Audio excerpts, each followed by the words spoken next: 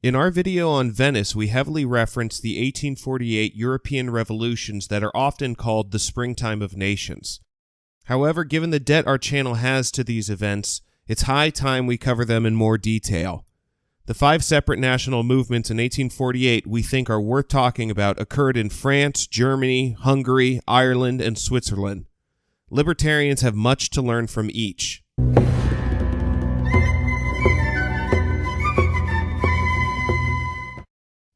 The French Revolution of 1848, which overthrew the constitutional July monarchy of 1830 in favor of a republic, was by far the most socialist influenced.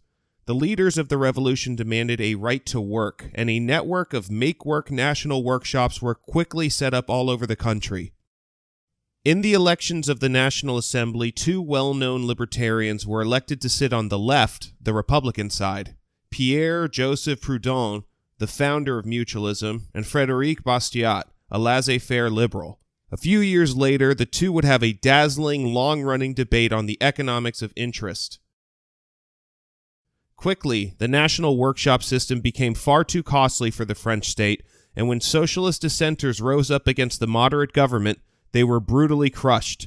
Proudhon himself was arrested on trumped-up charges of sedition in the aftermath of the so-called June Days Uprising.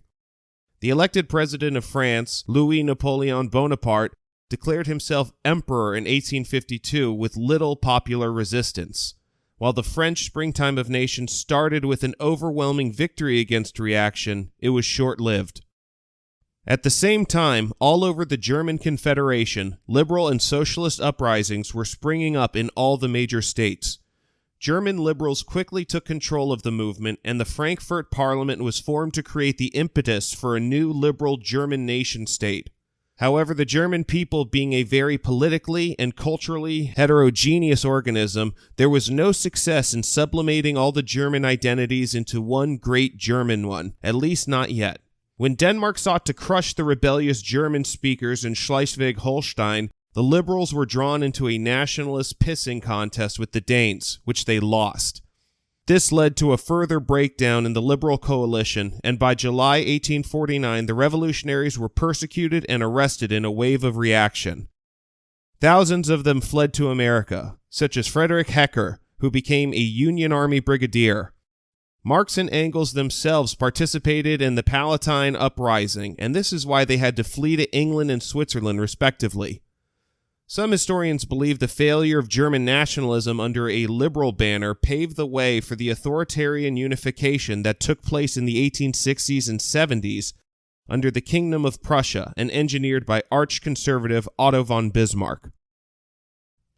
While the Austrian Empire was distracted by the Republic of San Marco in Italy and widespread unrest in Vienna, Hungary, which had been ruled by the Austrian Habsburgs since 1526, took the opportunity to fight for independence. The Hungarian legislature, the Diet, passed a number of liberal reforms, most importantly abolishing serfdom as an institution. Lajos Kossuth became the leader of the opposition party, which united both classical liberals and national liberals who supported tariffs to protect Hungary's infant industry. He was known as an excellent speaker and was fluent in English, becoming a darling of international media. In 1849, the Diet officially dethroned the Habsburg emperor and appointed Kossuth as regent president, shifting from a constitutional monarchist movement to a republican in all but name. Austria reacted by enlisting the help of their fellow absolutist allies, the Russians. An immense army of Russian conscripts crushed the Hungarian state, and it was brought to heel by October 4th that year. Kossuth escaped Hungary and went on a tour of the liberal states of the world, namely Great Britain and the United States, where he was treated as a celebrity and was the second foreigner in American history, after fellow liberal nationalist Lafayette, to address both houses of Congress. Kossuth, a true radical, was disgusted with the compromise solution of 1867, which gave Hungary broad autonomy but within the Austrian Empire. In 1877, he mourned the alienation from his country he had suffered, preaching to adoring crowds in Turin, Italy, "The judge of the world, history, will answer this question. May the martyrs of the holy memory be blessed in their dust, in their spirits, with the best blessings of the God of freedom of the fatherland. From the eternally real cross, I, who cannot fall into the dust of Calvary in Hungary, I will be seen lying on my knees in the hermit's house of my statelessness, as I lay my arms toward the homeland, which I disowned, and I will bless with the heat of gratitude the holy memory of the martyrs for their loyalty to the homeland, and for the sublime example given to the successors.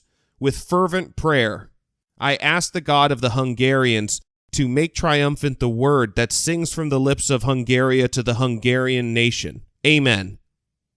The actual circumstances of Hungarian independence in 1919 left much to be desired by the Hungarian people and led to Hungary drifting into the orbit of first the Axis powers and then the Soviet Union. The smallest 1848 revolution in this series was the one that took place in Ireland, in the context of the Great Potato Famine. The famine had been the impetus for the repeal of the protectionist corn laws in the United Kingdom, but this was not enough to stop the suffering of the Irish people, who had been driven from their property by the English during the centuries of imperial rule.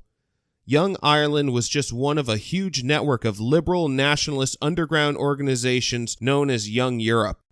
There was even a Young America movement that identified with laissez-faire Jacksonian Democrats.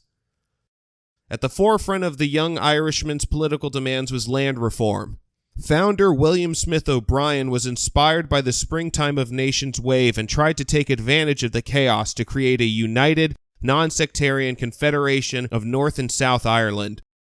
The rebellion ended after a 7-hour-long gunfight which resulted in the deaths of 2 young Irishmen, the leaders being arrested and/or deported.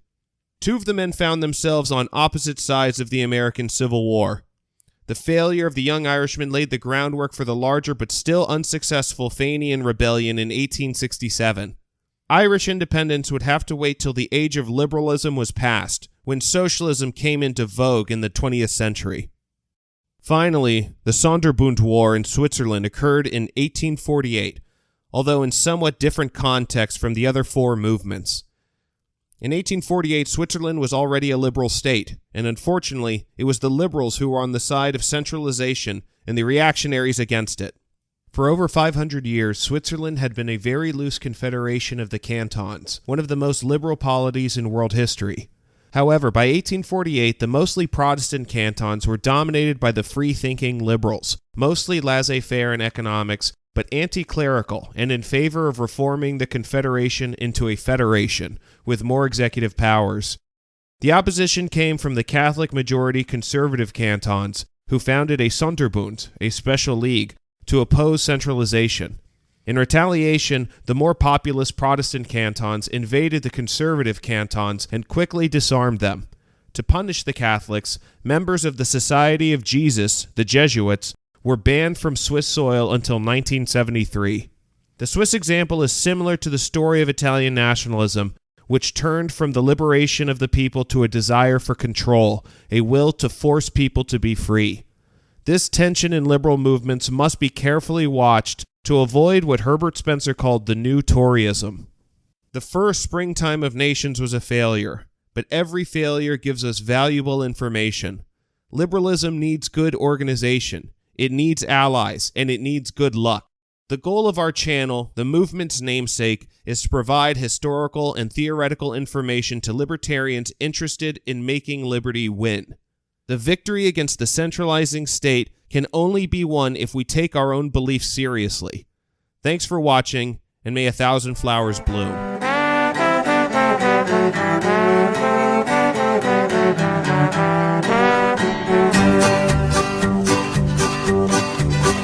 Ob wir rote, gelbe Kragenhelme oder Hüte tragen, Stiefel tragen oder Schuh.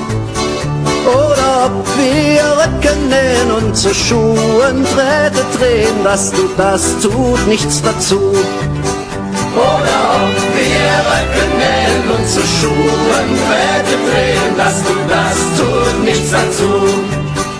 Ob wir können präsidieren oder müssen Akten schmieren ohne Rast und ohne Ruhe.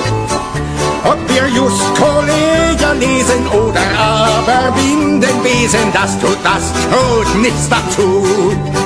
Ob wir just Kollegen lesen oder aber binden Wesen, das tut nichts dazu.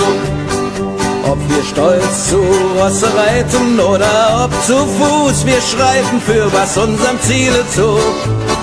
Ob uns Kreuze vorne schmücken oder Kreuze hinten drücken, das tut nichts dazu.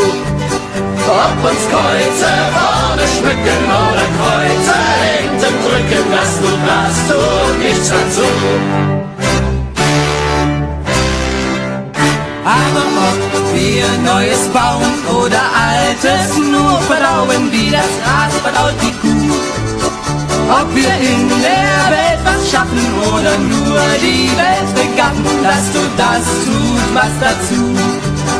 Ob wir in der Welt was schaffen oder nur die Welt begaffen, das tut was dazu.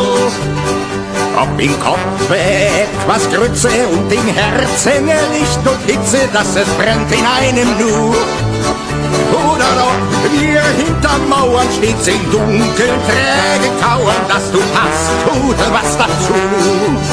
Oder ob wir hinter Mauern stets im Dunkeln träge kauern, das tut was dazu. Ob wir rüstig und geschäftig, wo es gilt zu wirken, kräftig immer tapfer greifend so. Oder ob wir schläfrig denken, Gott wird's schon im Schlafe schenken, das tut was dazu. Oder ob wir schläfrig denken, Gott wird's schon im Schlafe schenken, das tut was dazu. Bürger, drum wir Brüder, alle eines Bundesglieder, was auch jeder von uns tut.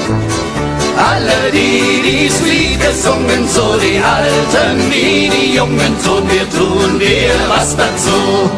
Alle, die dies Lied gesungen, so die Alten wie die